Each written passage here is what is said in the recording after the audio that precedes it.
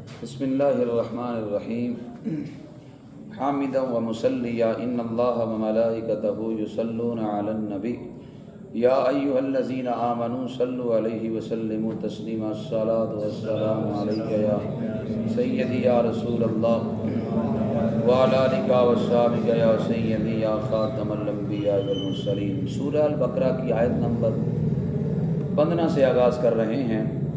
اللہ جل مجدہ الکریم نے ارشاد فرمایا، بے شک منافقین کا چونکہ ذکر جاری ہے، اللہ تعالیٰ فرماتا ہے کہ منافقین جب ایمان والوں سے ملتے ہیں تو کہتے ہیں ہم ایمان لائے، ہم تمہارے ساتھ ہیں۔ جب اپنے چیلوں کے ساتھ تنہائیوں میں ہوتے ہیں تو ہم کہتے ہیں ہم تمہارے ساتھ ہیں۔ ہم مسلمانوں کے ساتھ تو یوں ہی مذاق اور ٹٹھا کرتے ہیں۔ اب اللہ تعالیٰ جواباً ارشاد فرماتا ہے، اللہ یستہزئ بہم، اللہ تعالیٰ ان کے ساتھ استہزاء فرماتا ہے جیسا اس کی شان کے لائق ہے۔ وَيَمُدُّهُمْ، اللہ انہیں ڈیل دیتا ہے، فِي طُغْيَانِهِمْ يَعْمَهُونَ، کہ وہ اپنی سرکشی میں بھٹکتے رہیں۔ أُولَٰئِكَ الَّذِينَ، یہی وہ لوگ ہیں، اشْتَرَوُا الضَّلَالَةَ بِالْهُدَىٰ، جنہوں نے ہدایت کے بدلے گمراہی کو خرید لیا۔ انہوں نے تجارت کی ہے لیکن تجارت اتنی گھٹیا کی ہے کہ ہدایت کو دے کر گمراہی کو خرید لیا۔ فَمَا رَبِحَتْ تِجَارَتُهُمْ، ان کی تجارت نے ان کو نفع نہ دیا۔ فرمایا وَمَا كَانُوا مُهْتَدِينَ، اور یہ ہدایت کی راہ جانتے بھی نہ تھے، سوتے کی راہ جانتے بھی نہ تھے یا ہدایت پانے والے نہ تھے۔ اب اللہ تعالیٰ منافقین کی دو مثالوں کو ذکر کر رہا ہے۔ ارشاد فرما مثلہ، منافقین کی مثال کمثل الذی استوقد نارا، اس شخص کی مثال کی طرح ہے جس نے آگ کو روشن کیا۔ فلما اضاءت ما حولہ، بس جب اس آگ نے اپنے ارد گرد کو روشن کر دیا، ذہب اللہ بنورہم، اللہ ان کے نور کو لے گیا، وترکہم، اور انہیں چھوڑ دیا، فی ظلمات، اندھیروں میں، لا یبصرون، وہ نہیں دیکھتے۔ اب اللہ فرماتے ہیں منافقین کی مثال ایسے ہی ہے کہ منافقین نے مسلمانوں کے خوف کی وجہ سے ظاہراً اسلام کو قبول کر لیا، یا پھر لالچ کی وجہ سے انہوں نے اسلام کو تو قبول کر لیا، لالچ انہیں یہ تھا کہ چلے ہم جنگ میں جائیں گے تو مال غنیمت کا کچھ حصہ ہمیں بھی مل جائے گا۔ منافقین نے مسلمانوں کے خوف کی وجہ سے یا لالچ کی وجہ سے اسلام کو قبول کر لیا، ظاہراً کلمہ پڑھ گئے، تو یہ ایسے جیسے آگ کو روشن کیا، اور وہ یہ سمجھتے تھے جیسے یہاں پر ہمارا معاملہ چل جائے گا، قیامت کے دن بھی چل جائے گا۔ لیکن جب ہی اسلام پہ کوئی مشکل وقت آتا، یعنی آگ بجھ جاتی، مراد اسلام پہ کوئی ظاہراً مشکل وقت آتا تو بیزاری کا اظہار کر دیتے، کہتے ہمارا تو اسلام سے تعلق ہی نہیں ہے۔ تو یہ اللہ تعالیٰ ارشاد فرماتا ہے کہ ان کی مثال ایسے ہی ہے۔ فرمایا یہ اندھیروں میں ہیں، لا یبصرون، وہ دیکھتے ہی نہیں ہیں، سمن، یہ بہرے بھی ہیں، بکمن، گنگے بھی ہیں، عمی، اندھے بھی ہیں، فہم لا یرجعون، فرمایا یہ لوٹنے والے نہیں ہیں۔ دوسری مثال منافقین کے اللہ نے یہ ذکر کی، او کصیب من السماء، یا ان کی مثال آسمان سے اترنے والے اس پانی کی طرح ہیں، فیہ ظلمات، جس میں اندھیریاں بھی ہو، ورعد، گرج بھی ہو، وبرق، چمک بھی ہو، یجعلون اصابعہم فی آذانہم، وہ اپنی انگلیوں کو اپنے کانوں میں ٹھونس لیتے ہیں، من الصواعق، کڑک کے سبب، حذر الموت، موت سے بچنے کے لیے، واللہ محیط بالکافرین، اللہ کافروں کو گھیرے ہوئے ہے۔ یکاد البرق، قریب تھا کہ بجلی، یخطف ابصارہم، ان کی آنکھوں کو اچک لے جائے، کلما اضاء لہم مشوا فیہ، جب ان کے لیے روشنی ہوتی ہے تو چلنے لگتے ہیں، وَإِذَا أَظْلَمَ عَلَيْهِمْ قَامُوا، جب اندھیرا ہوتا ہے تو کھڑے کے کھڑے رہ جاتے ہیں۔ وَلَوْ شَاءَ اللَّهُ لَذَهَبَ بِسَمْعِهِمْ وَأَبْصَارِهِمْ، اگر اللہ چاہتا ان کے سننے کی قوت بھی لے جاتا اور دیکھنے کی قوت بھی لے جاتا۔ ان اللہ علی کل شیء قدیر، بے شک اللہ تعالیٰ ہر ممکن چیز پر قادر ہے۔ یہاں دوسری اللہ نے منافقین کی مثال بیان کی۔ دو شخص تھے تو وہ سفر کر رہے تھے، منافق تھے، اور راستے کے اندر ان کو ایسی بارش نے آ لیا جن پر اندھیرا بھی تھا، گرج بھی تھی، چمک بھی تھی۔ اب جب روشنی ہوتی تو چلنے لگتے، اندھیرا چھاتا تو کھڑے رہ جاتے۔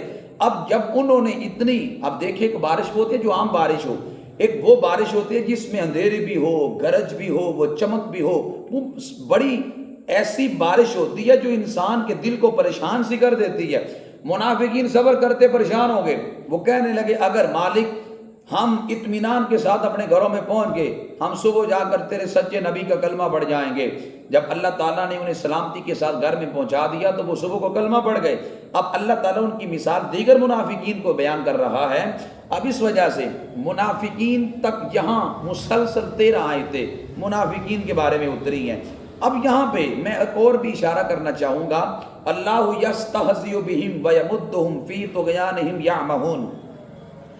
یہاں پر بڑے بڑے لوگوں نے، میں یہاں جو آپ کو ترجمہ سنا رہا ہوں یہ عشق و محبت امام محمد رضا فاضل بریلوی رحمۃ اللہ تعالی علیہ، آپ نے یہاں پہ جو ترجمہ کیا وہ کتنے ادب والا ہے، وہ کتنے محبت سے آپ نے ترجمہ کیا۔ یستہزئ بہم کا ترجمہ کیا، اللہ ان سے استہزاء فرماتا ہے جیسا اس کی شان کے لائق ہے۔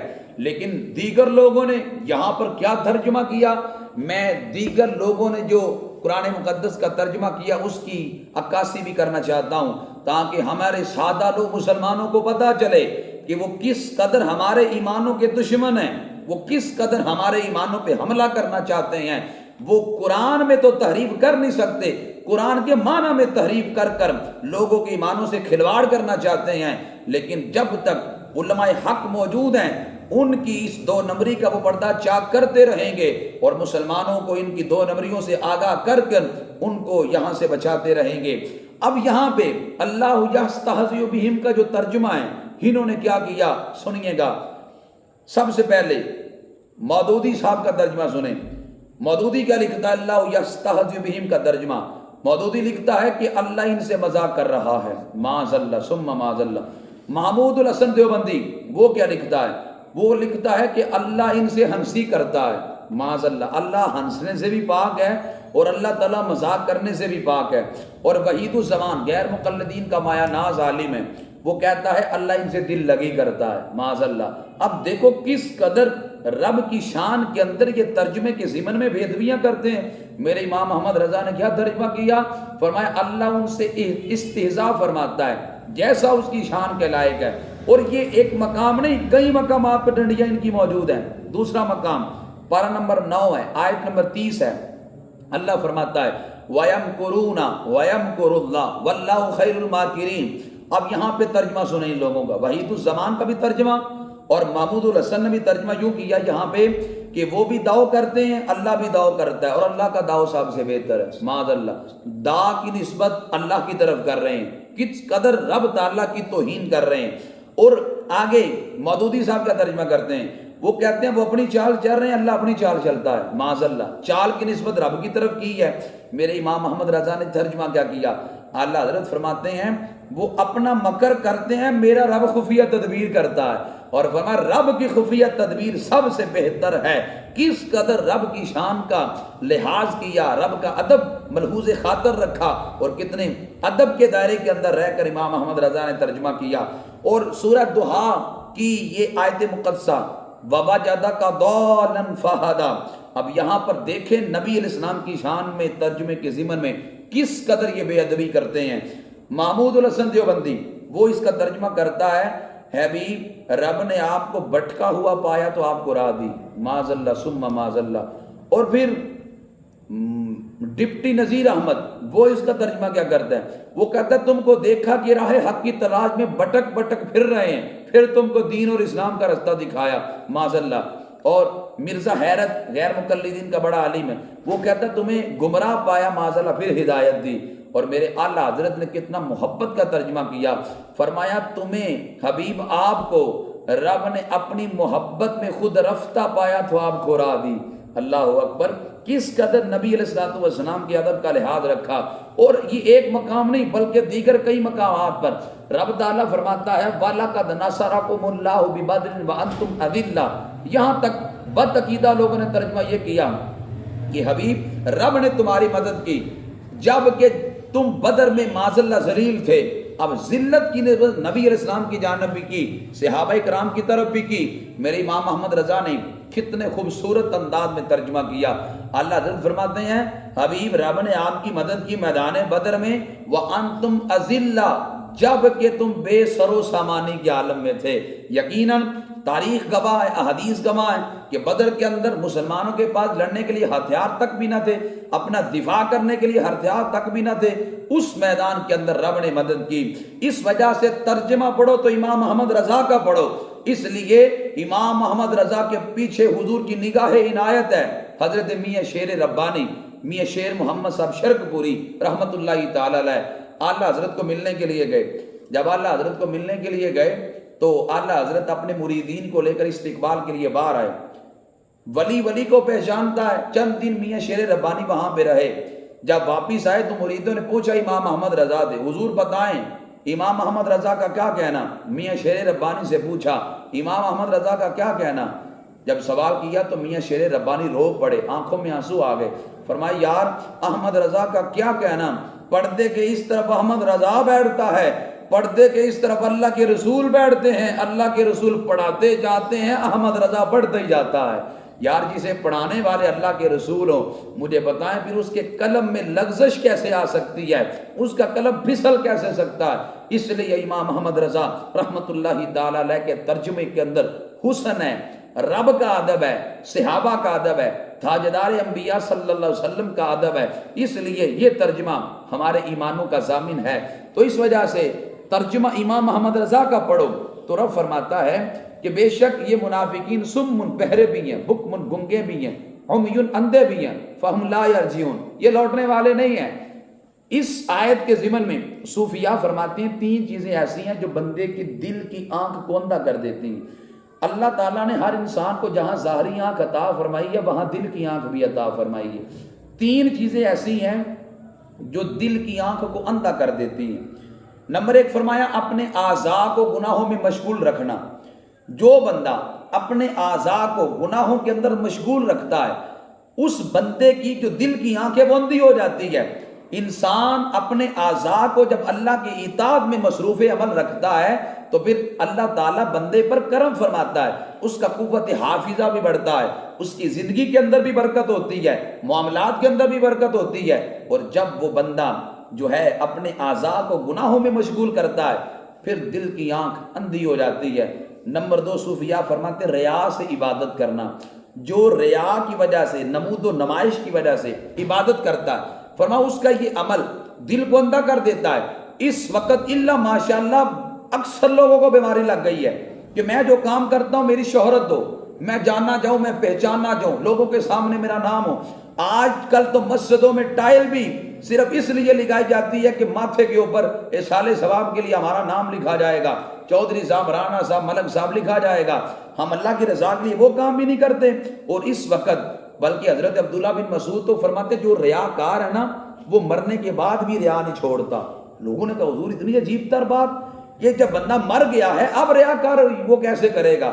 تو فرمانے لگے ریاکار جب مرنے لگتا ہے تو کہتا ہے یا اللہ میرے جنازے میں زیادہ لوگ آئیں تاکہ میری عزت اور عظمت کا اور اعلان ہو، تاکہ لوگوں کو پتہ چلے کتنا بڑا آدمی دنیا سے چلا گیا. یعنی مرنے کے بعد بھی ریاکاری کی سوچ ابھی تک اس کی باقی ہے. اس وجہ سے ریاکار بندہ اپنے عمل کو دنیا کے اندر تباہ کر لیتا ہے. تو یہ ریاکاری اگر دل کے اندر آ جائے تو یہ انسان کے دل کی آنکھ کو اندھا کر دیتی ہے. نمبر 3 فرمایا خالق کو چھوڑ کر خلق سے امیدیں وابستہ کر لینا. جب بندہ اپنے رب کو چھوڑ کر لوگوں سے امیدیں وابستہ کر لیتا ہے تو یاد رکھنا یہ عمل بھی جب بھی کوئی مسئلہ بنے رب سے مانگے، رب کو پکاریں، رب سے التجا کریں، رب سے دعا کریں.